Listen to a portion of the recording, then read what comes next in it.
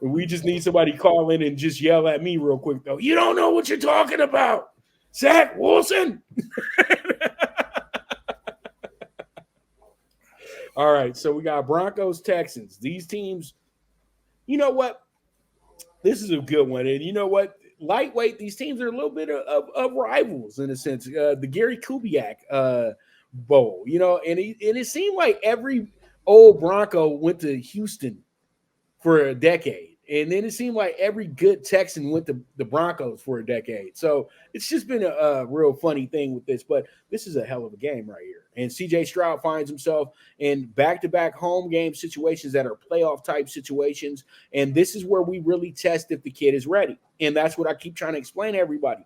Yes, he's doing a great job. But you guys remember his first two games were garbage time stats? Come on, let's keep it real. He's doing great. He's figured it out. He's done well. He's light years ahead of being a rookie.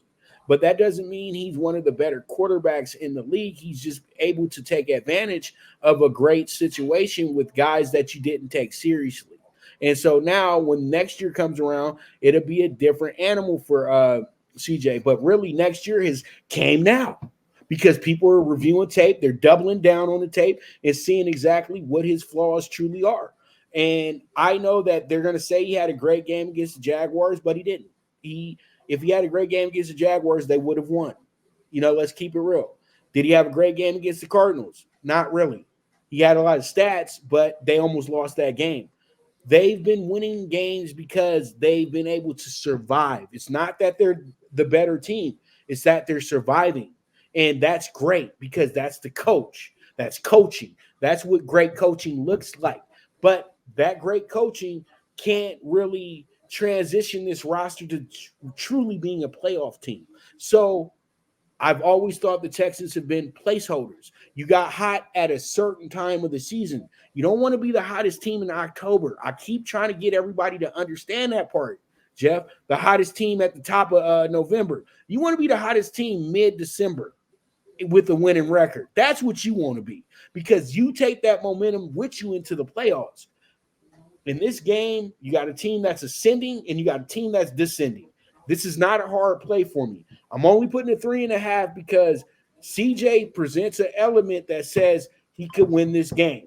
But I don't see it happening. But I'm going to play the insurance instead. But I still bet the Broncos as my straight up winner this week as well, too. So I'm taking the 3.5 on the Broncos. Jeff, your thoughts and where are you going with this one? 5 weeks ago, we were saying, will Russ be back? 5 weeks ago, Jerry Jeudy and the whole team was on the trading block. Who is the hottest team in the NFL right now? Who has the longest winning streak? It's the Denver Broncos, winners of 5 in a row.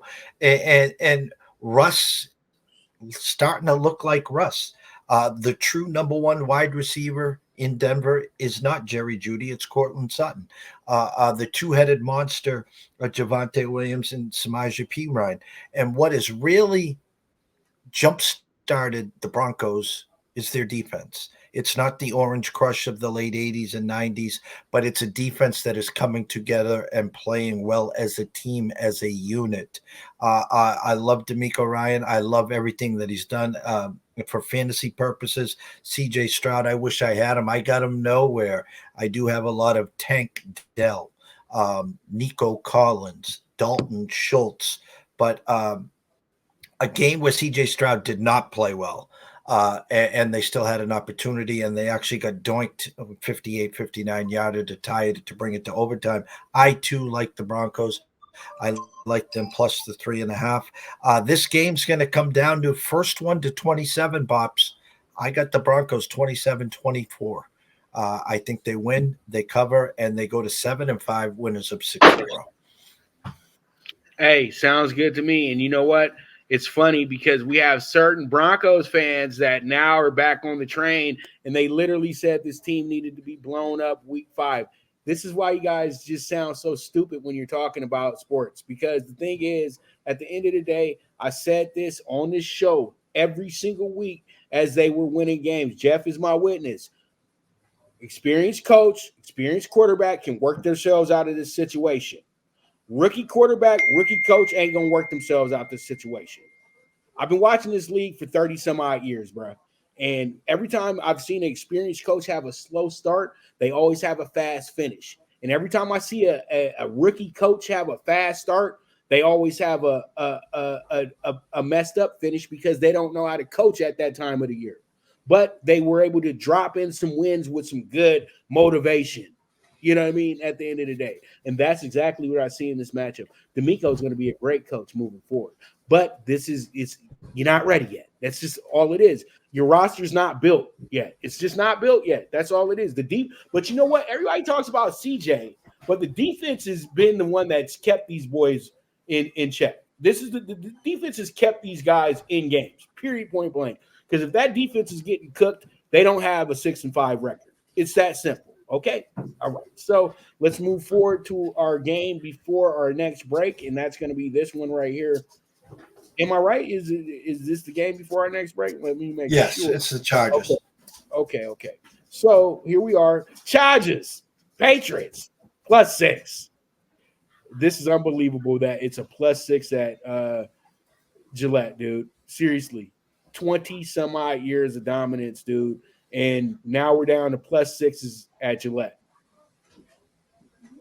It's a new day. And, well, it's not really a new day. It's really